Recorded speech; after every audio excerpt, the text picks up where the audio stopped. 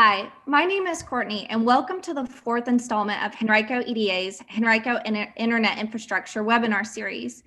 Just a couple of brief points I want to touch on before we get started. First, this webinar is being recorded and can be found on our website at henrico.com and on Henrico EDA social channels very soon. Second, there'll be a Q&A section of this webinar towards the end, so please feel free to add any comments or questions. We'll be monitoring that throughout the webinar. Now, without further ado, I'll pass things over to Vinay Nagpal to get us started, and thank you. Thank you, Courtney, and welcome everyone. My name is Vinay Nagpal. I'm the president of InterGlobix and the executive director of the Internet Ecosystem Innovation Committee, or IEIC. On behalf of Henrico Economic Development Team, I'd like to welcome you to the Henrico Internet Infrastructure webinar series, webinar number 4. Our previous webinars have focused on infrastructure, sustainability, connectivity, and today we are here to talk about digital transformation and how Henrico is enabling it for businesses. 2020 clearly has been an unprecedented year in the history of the internet. In the last year, people created 1.7 megabytes of data every second, which equates to around 100 megabytes of data per minute, or over 6 gig per hour per person. That, by the way, equates to 2.5 quintillion bytes of data produced every single day. I had to look that up. That's 2.5 followed by 18 zeros. The year saw roughly around 319 million new internet users, and even this year, that trend is nowhere slowing down. And this additional amount of people that are coming on the internet, they're producing more data, is continuing to need for more supporting infrastructure. And by 2022, the global internet traffic is expected to double to 4.2 zettabytes per year. That's 4.2 trillion gigabytes. Another statistic is over the next 5 years, the number of mobile internet users is projected to increase from 3.8 billion to 5 billion.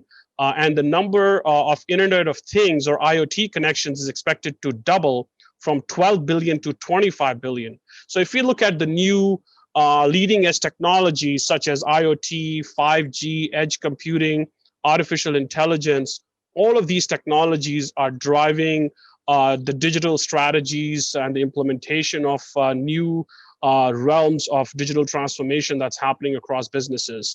IoT, or Internet of Things, increases the scope of digital technologies to the real world. The internet is no longer pure virtual entities such as email, web pages, and streaming video, but also connected things like thermostats in our homes, soccer balls, drones, cars, light bulbs, washing machines, dishwashers, farm tractors, and a lot more. And most of those things, although connected wirelessly, and yes, 5G promises improvement in order of magnitude in dimensions such as device density, bandwidth, reliability, intelligence, and latency. Ultimately, the more devices that are connected to the internet means more need for secure, reliable, robust data center space and underlying infrastructure. And the rapid pace of digitalization of various verticals, whether it's healthcare, automobile, banking, education, has made us one thing very clear for the enterprises. It's no longer a competitive necessity to follow the path of digitalization, but it's the path to survival. If you are not a data company, you're simply not a company anymore. To kick off our program today, I'd like to introduce the topic of our keynote, which is the past and the future of the internet, the importance of digital infrastructure, and really how the Richmond Henrico region over the last 75 years has transformed, evolved into where it's at. The keynote is going to be delivered by none other than Clint Heiden, who's not only a personal friend, but a mentor to me and an industry veteran. Clint founded the IEIC and is currently the Chief Revenue Officer of QTS, with more than 3 decades of sales leadership experience in data centers, telecommunications, and internet technology industries. Clint has held several leadership roles in companies that include Cable and Wireless, Exodus, Digital Island, Quest, MCI, IntelliFiber, Paytech, Sedera, Light Tower, and Unet. With that, I'm more than happy to hand it over to Clint. Clint, over to you. Thank you, Vinay. Really appreciate it. I didn't realize I was so old, but I'm getting there. You know, 30 years ago when I started my career, I thought Henrico is going to be the center of the internet in 30 years. No, I didn't think that. But here we are. And in 15 minutes, we're going to talk about the internet, the path that it has been on. And yes, in my opinion, how Henrico in the Richmond area, along with the Virginia Beach subsea cable area, has become one of the most important interconnected hubs anywhere in the world. So let's go to the first slide.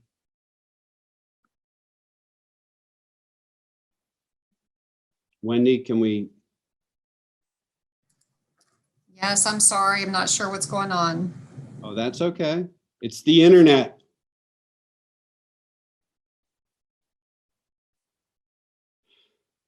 And that's about how long it took for a file to transfer back in the day. But let's start with a little bit of history. So the ARPANET was created in 1957. And in 1969, they set up their first network, the first real internet, involving UCLA, Stanford Research Institute, University of California, Santa Barbara, and Utah, with 56 kilobit telephone lines. So you guys remember the 56K lines and the modems that you had back in the day.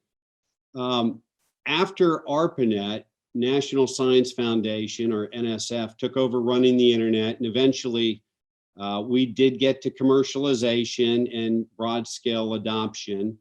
And what's fascinating for all of us is that this happened in our lifetime.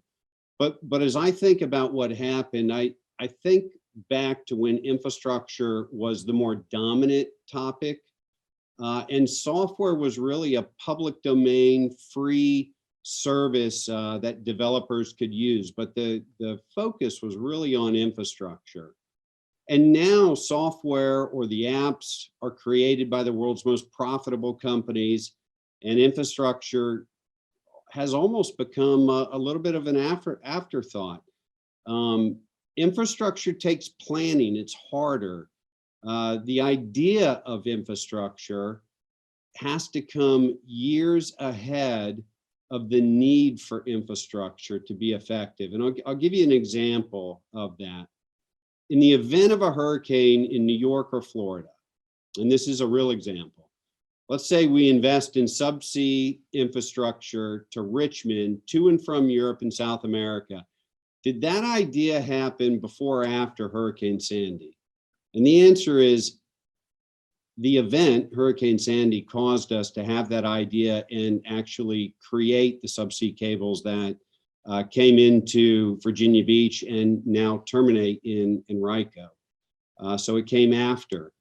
Today, we're going to talk about giving infrastructure a little bit of its due acknowledgement back, and why locations like Henrico are so vital to the internet. So here's talking about the internet back in the day. Here's a picture of a 5 megabit file being transferred in 1956. And, you know, if we think about logistics and a file moving today, well, back then it was somebody getting a plane, somebody getting a forklift ready, and trying to get that file sent to Stanford. So it was quite the ordeal.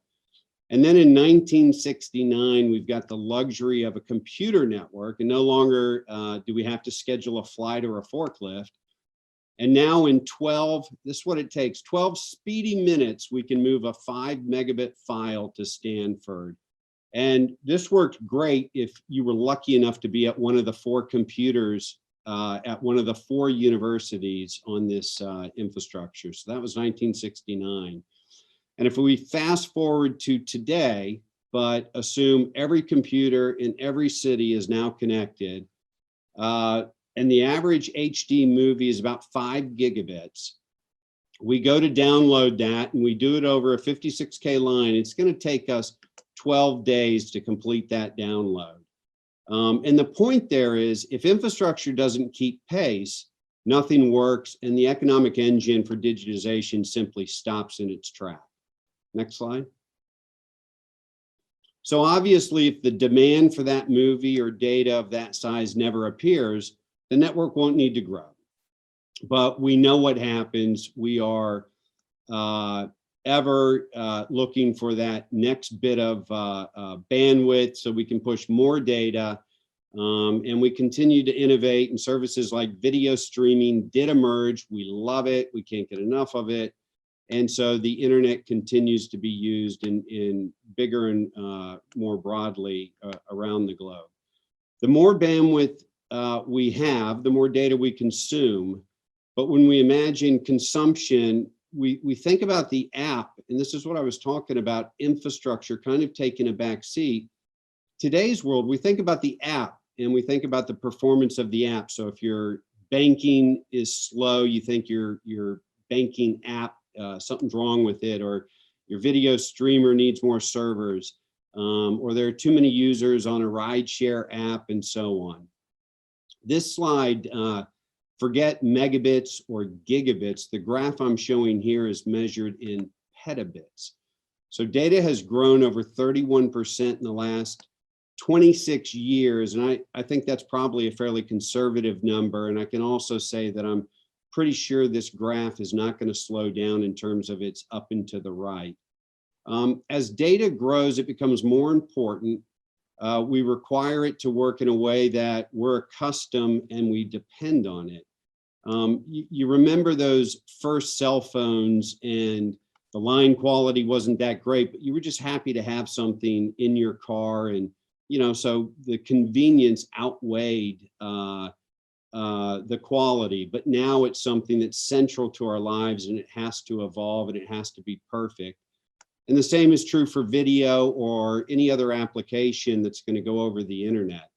I mean, to give you an example, it wasn't that long ago that standard definition was something we tolerated, and now there's no way we would watch a movie that wasn't high def. So what does any of this have to do with what we really need out of the internet? So if the internet isn't resilient enough to stream an HD movie, it certainly won't support a remote medical procedure involving a patient in one country being operated, excuse me, operated on by the world's leading expert in another country.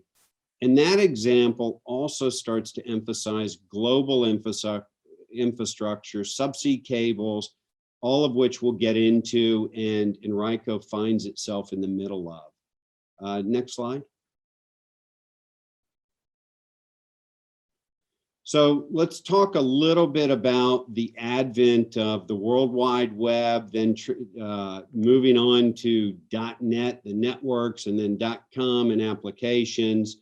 And it shows us a path going from infrastructure to apps, really kind of taking the limelight and pushing infrastructure to the shadows over time.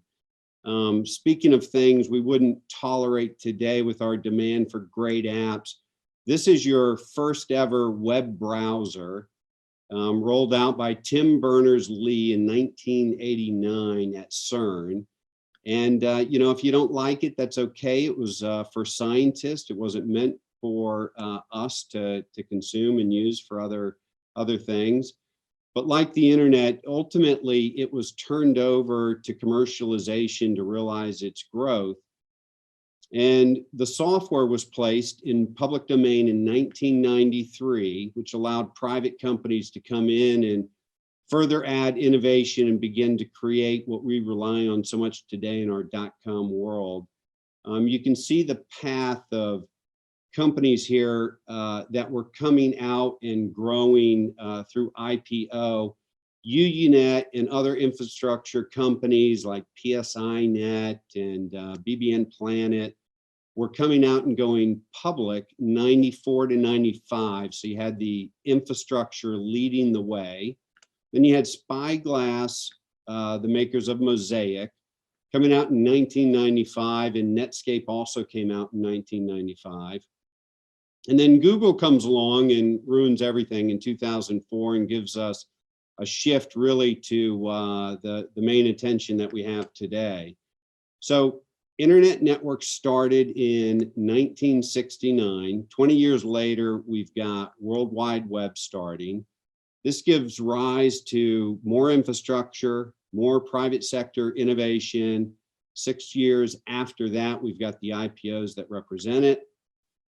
And after that come all those fancy .coms, right? And the shiny toys. And we forget, what do they ride on? What allows me to use them efficiently? And I'm not sure, but it's a great app. And did you see that cat video? And did it get here on time? And was there any lag in the video? And that's what it kind of turned into over time. And we've forgotten a little bit about infrastructure. Next slide.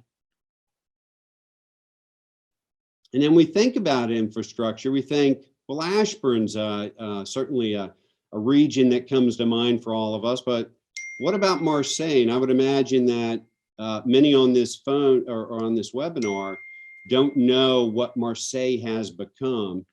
It started as the largest port city in France and was really a major transportation hub in and around Europe, but not for data. Data was reserved for the flap markets, Frankfurt, London, Amsterdam, and Paris. And so how did Marseille kind of break into the ranks of the world's leading internet connection hubs? And this is going to paint a little bit of a story of how Henrico's doing the same. And at the time, and there's not many more, there were only 8 interconnection hubs on a global basis. So remember all the growth of the data that we spoke of, and that with growth comes our demand for better experiences. Well, to satisfy that experience, we have to imagine or reimagine how traffic is routed. And instead of hitting, I call it the easy button with a server in a flap market, we need to think about where that data should reside, how it should be routed to deliver the best experience, and also to allow for technologies that have specific latency requirements. So the physical infrastructure has to evolve for technology to continue to work the way we're going to demand it.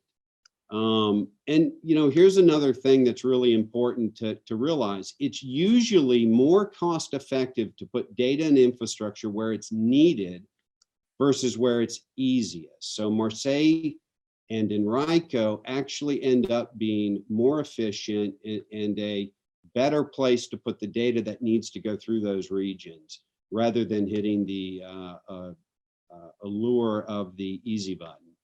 Another advantage, and this is an important one and near and dear to my heart, is this strategy not only benefits our digital society and community, but it also benefits our local economic development and spreads the use of resources. So if we're not putting everything in Ashburn or New York or Chicago or London, we're using utilities on a more dispersed basis. We're using land, water, workforce, as VCU can talk to us about later, roads, and so forth. So better internet, better economy, more sustainable. And here's a little fact for you. Over the last 5 years, Marseille has been the fastest growing internet hub in the world. And I think it really is the blueprint for what Henrico is going to experience in the period in front of it. The government knew that they wanted to augment the economy they had. They worked very hard at it in a 20-year partnership.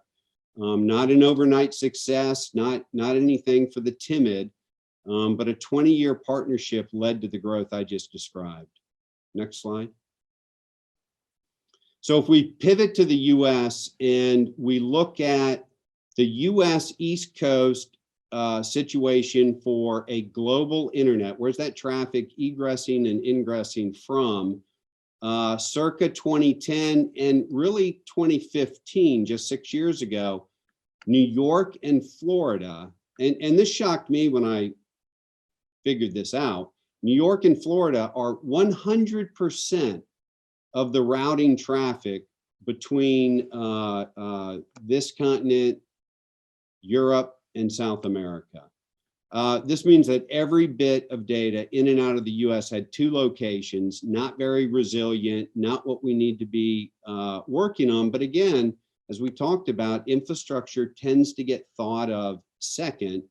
And in 2012, when Sandy hit, we had the issue. And let me tell you what Sandy caused. New York City had 51 square miles of flooding, 19 billion in damage, over 10% of the servers lost communications. So according to Con Ed, the utility in that region, this is their quote, silencing 10% of the networks in the New York area is like taking down an entire country the size of Austria in terms of the impact on the global routing table. So, you know, it had a devastating impact on the internet. It took a long time. I was at a fiber company, and it took a long time to get that back up and stable. And that kicked off where we head to next. Next slide. So this is a timeline of Henrico and the land that the technology park sits on. It goes back to 1945 when the land was granted, and you can see the dollar amounts, the companies, the institutions on the right that had a big part of this. And I can tell you that adds up to over $3 billion of invested capital over time. Some of the biggest companies on the planet. And in earnest, it really happened about 26 years ago when the technology park was launched. And it took that long for that land to be, you know, determined, hey, this is what we're going to do. We're going to create a technology park. We're going to drive this new, different economy into the region. We're uniquely positioned for it. And in 2017, there was a reduction of taxes for data centers. Companies like mine, QTS, expanded its footprint significantly. And Facebook invested, you can see there, $2 billion, and more investment from the likes of Facebook and others continues to come. So seeing the need for resiliency created by Sandy, Facebook, along with Telsius and Microsoft, landed the first subsea cables into the region from Europe and South America. And remember, I talked about 12 days to transfer a single HD movie over 56K a little bit earlier. These cables now are capable of streaming 72 million 4K movies simultaneously. So that's the change in a matter of a couple decades of data transmission. Next slide. So here's Richmond. If you think back to that Marseille 20-year progression of the region, Richmond's got a very, Richmond and Henrico has a very nice path of what it's been doing since 2015 with the cables coming in, and back to 1995 with the technology park and the land going back even further. 6 years after the first subsea cable was created for diversity for the global internet. It was just the third I have to kind of emphasize that. It was just the third interconnection point on the East Coast for traffic in and out of the US. And Marseille really proved to be a great blueprint for the time it takes, the investment it takes, and the effort by the government and the resiliency by the government and the public sector institutions to create a new internet hub and digital economy. Today, Richmond has 6 subsea cables planned or landed, connects directly to 9 countries, 30 networks, 3 internet exchanges. The region has tremendous power, probably the best in the state and anywhere in the neighboring multi-hundred-mile region. The state's it has the state's largest supply of water, which is crucial. A burgeoning workforce supported by 20 plus years of programs from VCU, a 2,500 acre technology park, which that land is very important to have, the tax incentives, and of course, a premier location for bandwidth in and out of the US to reach Europe and South America in the fastest way possible. And what was required was, when it makes sense, pull the finger off the easy button, think about where data wants to live, where it can live cheaper, where it can reach its destination faster, and where do you have the resources to support that infrastructure. And when you do that, you've got Henrico. Next slide. I almost said the final piece. The latest piece to Henrico was the addition of DKIX, the world's largest interconnection platform. And they have to be very particular about where do they invest their resources, where do they do their networking. It's got to make, you can't just ask them to come. The region has to justify it. And you justify it through the growth of businesses, the growth of data, the right workforce, and what that region looks like in terms of how it's going to play out and what it's going to mean to the internet going forward. And DKIX only has 4 cities in the US that it's deployed to. Henrico County is one of those locations. So they've deemed it to be the next spot that they need to put the largest interconnection platform in the world. What we, the users, get out of this journey is a more resilient internet, which is going to be capable of things that we can barely imagine today. And that is why Henrico County is in the middle of this thing we call the internet. So there you have it, the internet, the journey for Henrico in 15 minutes, covering 75 years. And with that, I will pass it back to Vinay. Wow, thank you so much, Clint. Absolutely fascinating. One thing, if I may, you missed, I would love for you to tell us a little bit about what's in the back of, on the wall behind you there. I think you have a progression of the journey of the internet as well, from what I understand. Tell us a little bit about that as well, Clint.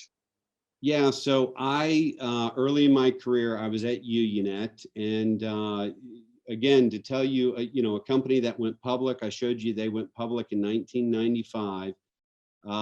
They were a not-for-profit in 1990.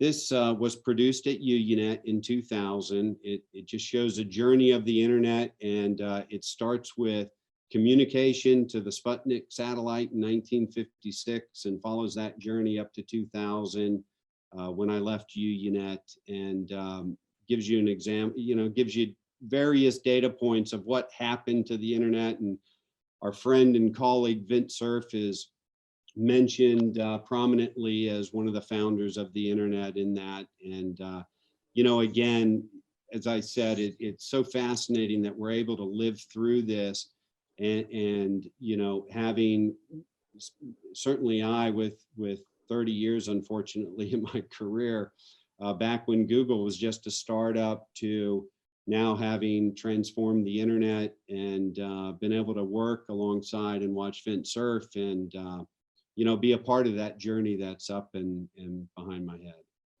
That's phenomenal. Thank you so much, Clint. I mean, that was very fascinating to hear all the facts from you, and thank you for walking us through even your journey there along with the internet and the Richmond Henrico region.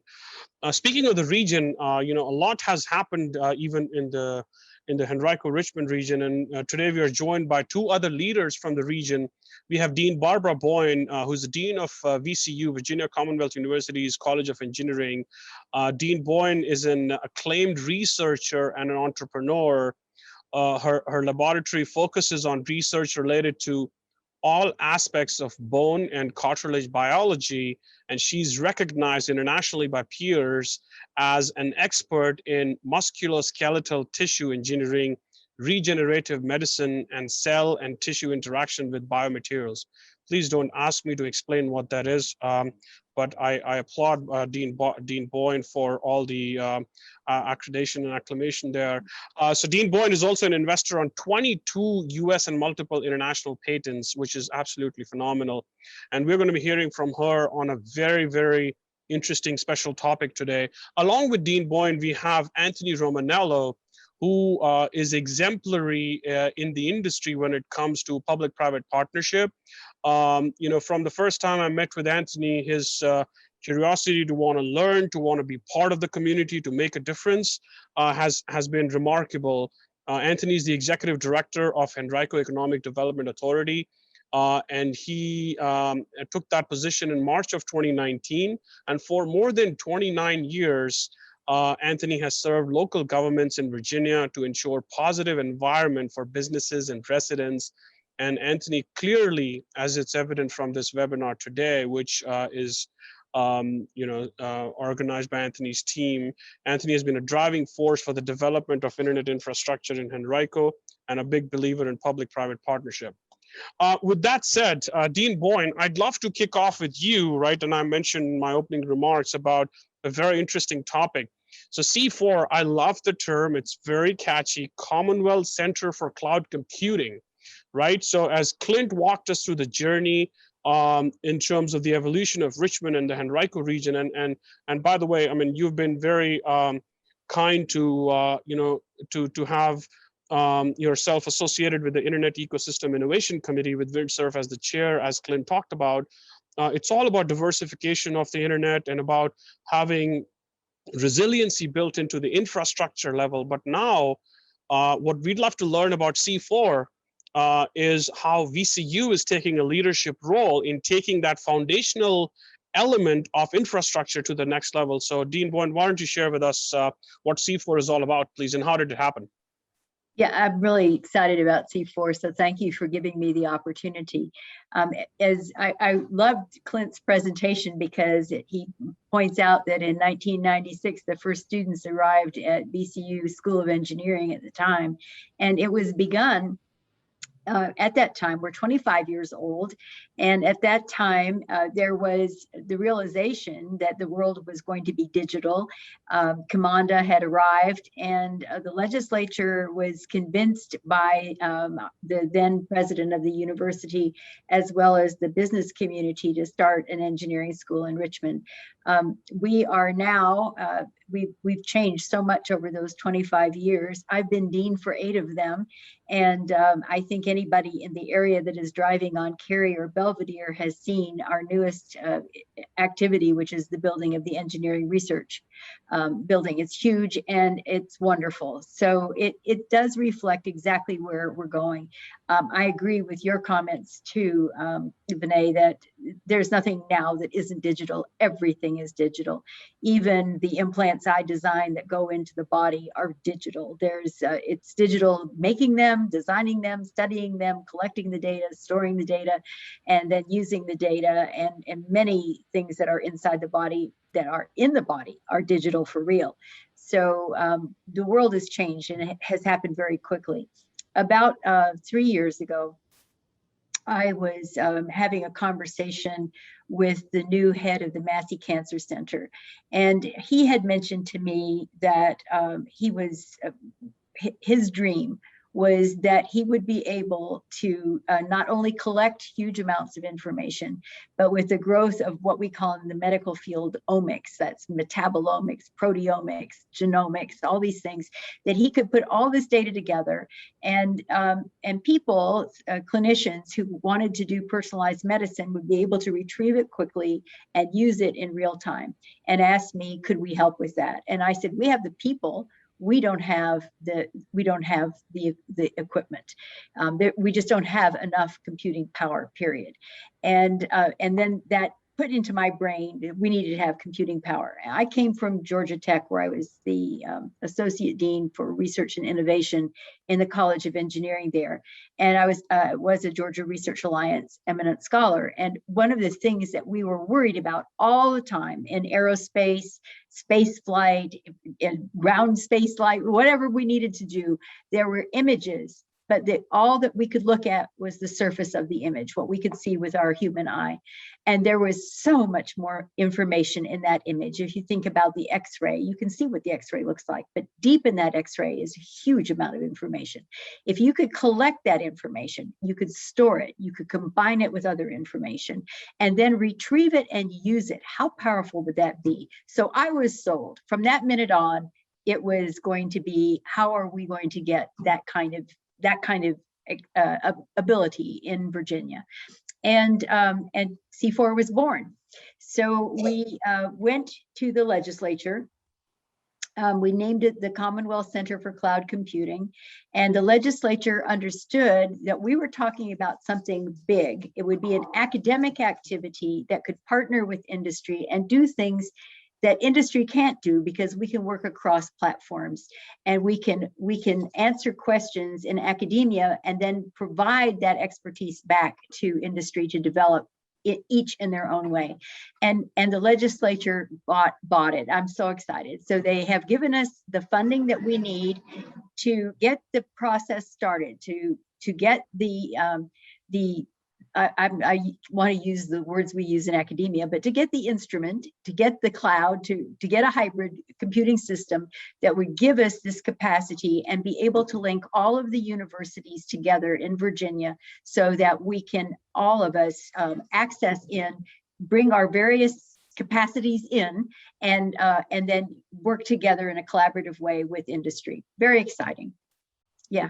That's it. C4. Dynamite. Thank you for that overview. I mean, it's not only fascinating, but I think the leadership role that it demonstrates to me, especially when it comes to having other universities benefit from the initiative, and obviously the public-private partnership collaboration I talked about earlier. And I'm sure, Anthony, when you look at it from an economic development impact perspective, I mean, this is music to your ears in terms of furthering your vision of that public-private partnership and collaboration, really to kind of move hand in hand with the private sector.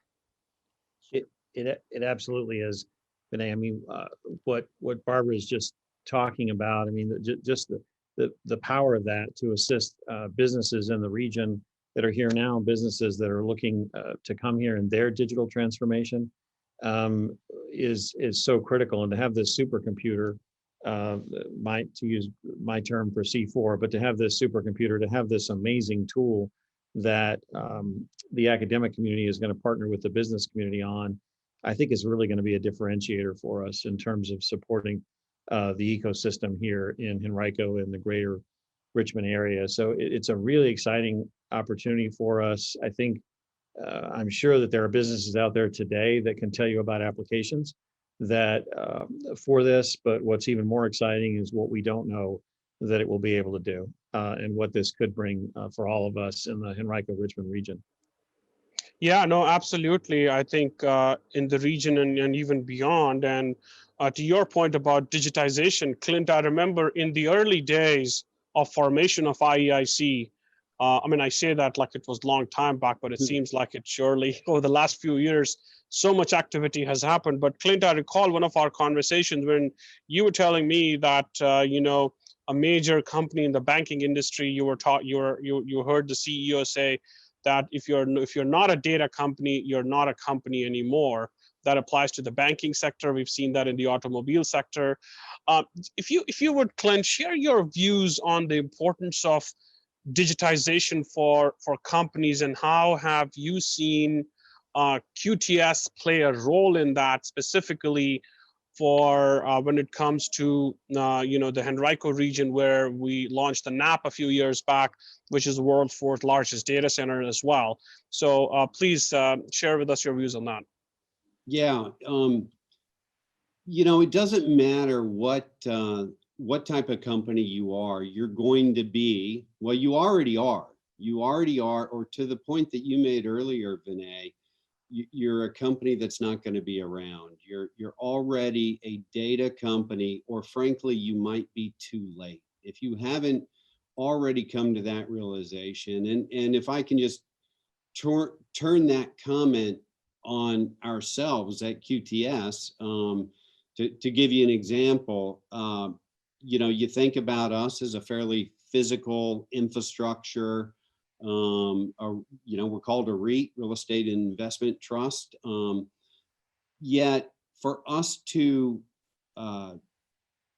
continue to move forward, we have to digitize a very brick and mortar infrastructure into something that allows other businesses to use it as if we are a software enabled solution. So companies need to feel like this is their data center. They need the visibility, they need the control, and all of that comes through digitization and software. And all of those users controlling what's inside of a data center come from all over the globe. It's not just 5 users locally to the Richmond data center that we have. It's users all over the globe that need to get in and look and view, manipulate, and control their data center, which is our data center, powered by software-defined platforms. So, you know, I turned that on us just to say, look, even we who are a real estate brick and mortar style company, if we're not digitized, if we are not digital, we're just not going to make it. Can I put a couple comments in there, because you've really hit a nerve. It's happened very quickly, and I think that COVID-19 was a sea change and showed us just how critical this is, that we recognize that it's happened. It's not happening, it has happened. So how universities respond is important. When I think about this potential of C4 and the fact that we will be doing it in collaboration with you, Clint, and the other members of the IEIC, that this gives us a really good opportunity to not only just do things quickly and well, but to consider the cyber aspects of it that we haven't been talking about, but that you've mentioned. If we're all going to be in there and we're all going to be storing data and using data, how we protect that data is also critically important. And so many things came together at the right time. The Commonwealth has now the Commonwealth Cyber Initiative and Tech Talent in investment pipeline. We have just increased our student body in engineering of over 200 students over our high point before COVID. And those 200 students, almost all of them are in computer science and computer engineering. Young people, they get it. And I think this is what is happening now. And it's a very important thing to recognize it and be glad that we are with Henrico where it's all happening. Absolutely. Thank you so much, Barbara, for your additional comments there. I do have a question from the audience from Terry Freeman. And by the way, just as a reminder, this is a fantastic opportunity for our audience to ask questions of Dean, Boyan, Clint, and Anthony. Please feel free to do so. Barbara, the question from Terry Freeman is, Google has lots of cloud computing power. If you can isolate storage of results to local stores, why can't they be part of the collaboration with universities? Oh, they would be. And the idea, this is not to eliminate any existing partners. Many faculty and students are using AWS, you're using Google. That's not to take away from that. But one of the advantages of having our own system is that we can operate in ways that actually at less expense as well, which is not unimportant in higher ed. But we can operate in ways that we can protect and still take advantage. And each of our institutions has its own system. So we need to be able to interface this new thing, C4, with everybody's existing system. Faculty have already figured out what they have to do to get their stuff done. So it doesn't take away from Google or AWS or anybody else. It's just going to add that much more. Yeah, I think, Barbara, from what my understanding is, I think would it be fair to say that the public-private partnership element does involve engaging with the cloud providers, whether it's Google, Amazon, Microsoft, and at the same time, you're inviting other industry ecosystem partners to be part of this initiative. So by no means is it done in silo, but it's a more broader industry initiative. Exactly. You stated it perfectly. I have a Fair. dog that is trying to get into the room. I may have to just disappear quickly and go let him in. Oh, that's quite okay. That's the world we live in. No problem at all. That's quite all right. Clint, from the perspective of when we look at the NAP, we look at the subsea cables. We look at having diversity for the internet. How have those things transformed, in your opinion, into customer satisfaction? Customers seeing the value of the Mid-Atlantic region in general, both from a compute perspective and from a network routing peering standpoint.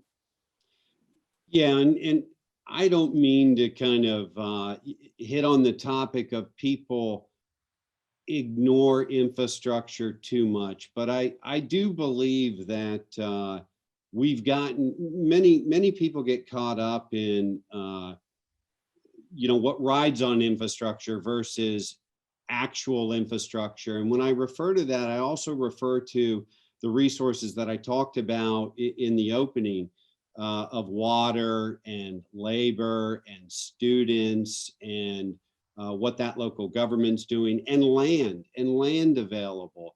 So, but it's not easy, and it has taken many years to create what Henrico has created there. And they're blessed by many things. One, having great universities like VCU around to supply some of the pertinent workforce, to have to be close to the subsea cables where nobody could have predicted where they were going to land 50 years ago, right?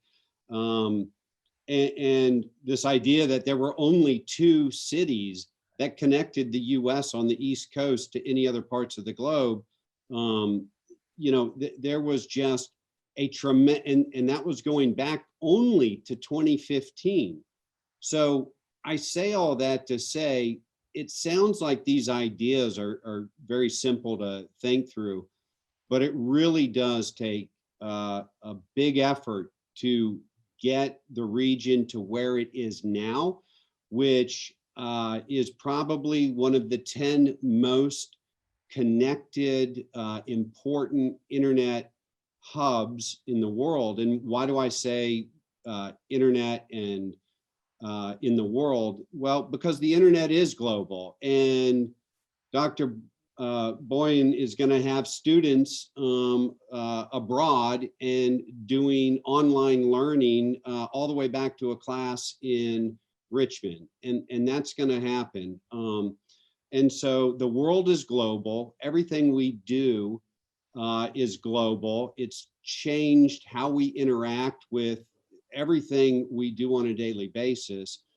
So the reaction is, it's going incredibly well, but I don't want to, get away from the fact that it took a couple decades of really resilient, hard work. It would be very difficult for somebody to decide they were going to create an internet hub and just go out and do that, right? This is 20, 30, 40 years of work. You could say there's a little bit of luck in there. There's a lot of technology and ingenuity and some really great people. And now what you're seeing, and I'll tell you that Richmond is at QTS one of our most demanded regions. So we have regions all over the US. Richmond would vie for our top demanded region in the country. And that's a recognition that businesses are realizing they can take the finger off the easy button a little bit, go to where it makes sense to have data, where the workforce is, where land is, where resources are plentiful, where the economy works, spread the economic development.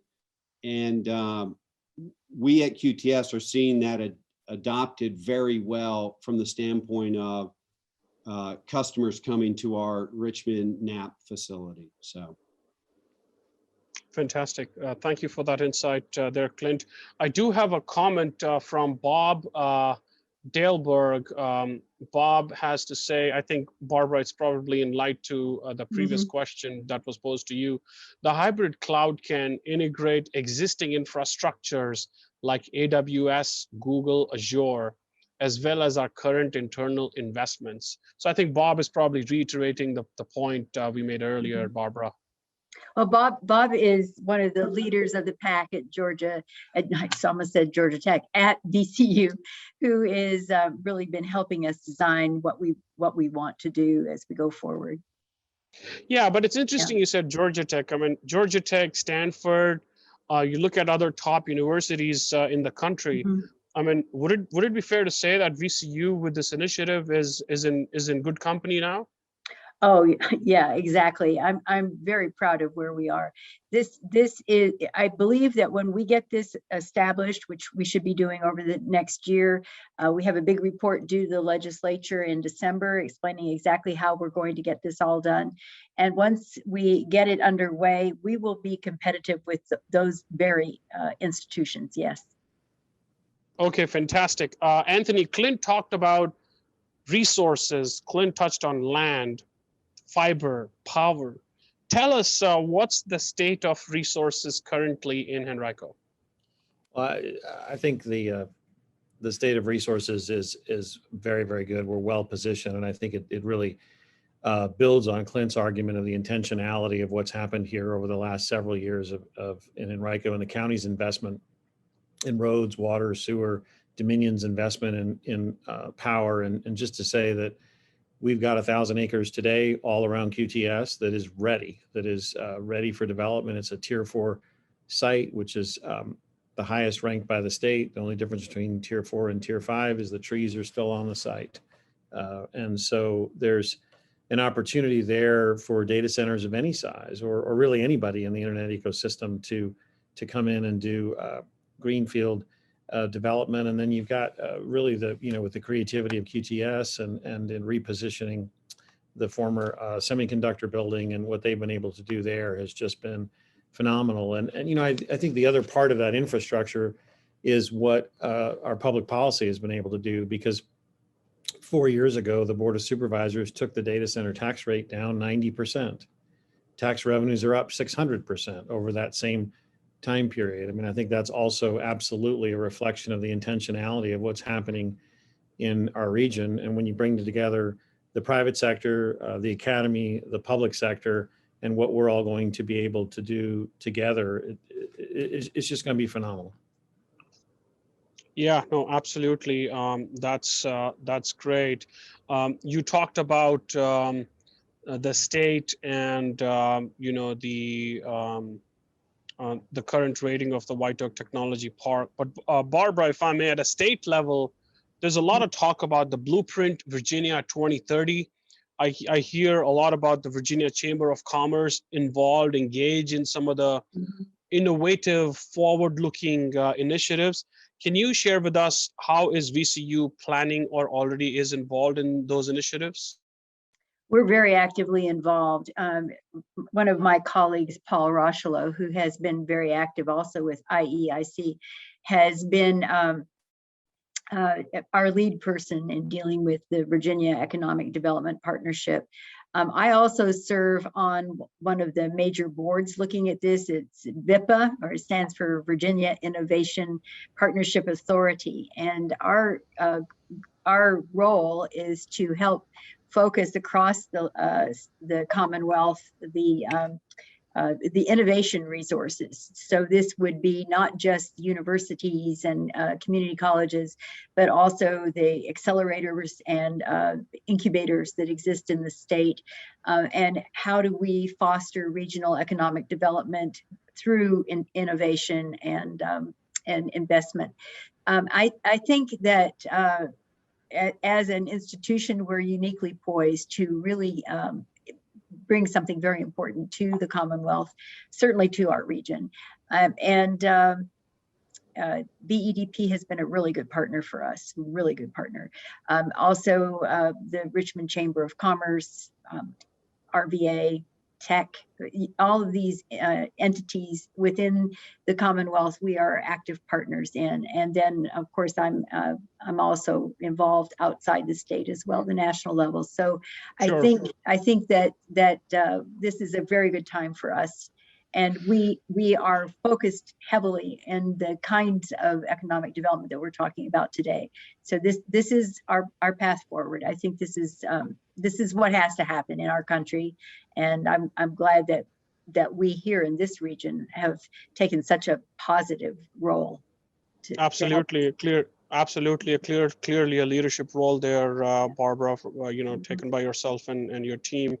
A quick comment from Len Santa Lucia: secure, resilient, reliable, available, and serviceable infrastructure that provides seamless integration to the public-private hybrid multi-cloud is key ingredient.